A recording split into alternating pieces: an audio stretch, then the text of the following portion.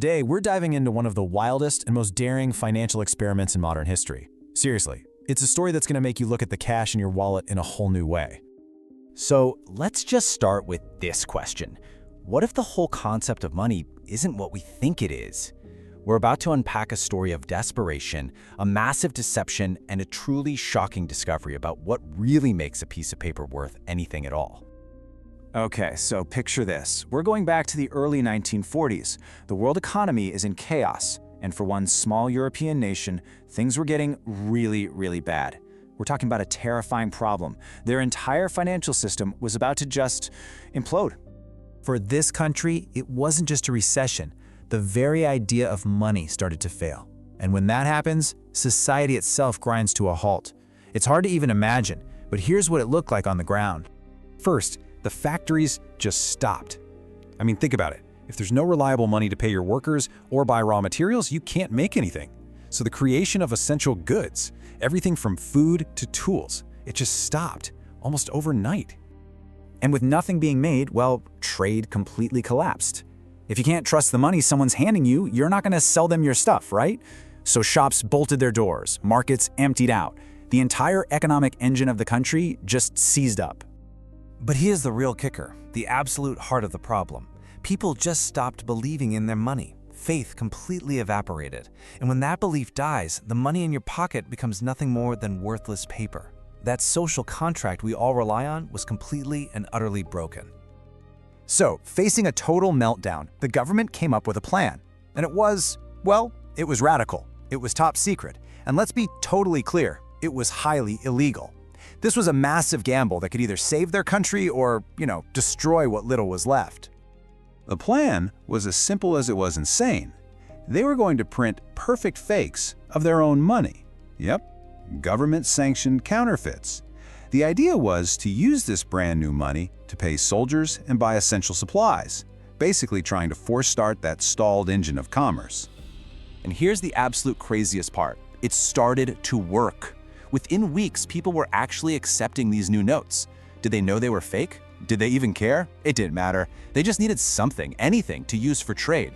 So what happens when a government decides to flood its own country with fake money?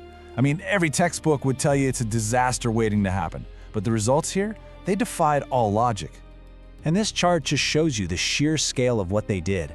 The supply of this new counterfeit money didn't just supplement the old stuff, it quickly blew past the supply of the real, official banknotes.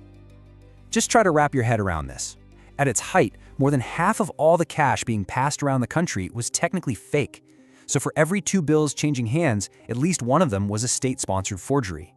And somehow, against all odds, the economy turned around. Prices actually stabilized. The black market started to shrink. People started buying and selling again. But the most stunning part? The runaway inflation that everyone would have predicted. It never happened. Why? Because the new money wasn't just chasing the same old goods. It was being used to restart the factories, which meant the supply of goods was growing right along with the supply of cash.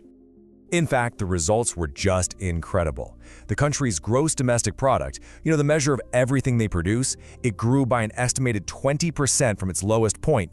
They literally forged their way back to prosperity. Now, as you can imagine, this whole episode kicked off a massive debate among economists. On one side, you had people saying this was a dangerous fraud that completely undermines trust in the government. But on the other, you had people calling it a financial miracle that proved a deeper truth about what value even is. This whole bizarre story really forces us to step back and ask a really fundamental question. It gets at a truth not just about economics, but about us, about psychology, and the very nature of money itself. Because when you really boil it down, money isn't the paper it's printed on. It's not the metal in a coin. It's a social construct. It's a shared story. An object has value for one reason and one reason only, because we all agree it does. It's that simple and that complicated. And this wasn't just some historical one-off. History is actually filled with examples of this good enough money popping up when things get desperate. You had Operation Bernhard during World War II forging British pounds. You had the illegal shadow ruble that kept local economies going in the Soviet Union. People always find a way to trade. So the story of this country leaves us with a really powerful lesson. What truly matters isn't whether money is real in some technical sense. What matters is whether we all believe it's real. At the end of the day, belief is the ultimate currency. And we'll just leave you with that thought to chew on. If a fake piece of paper can buy bread, pay a salary, and restart an entire economy, what does that tell us about what real value even is?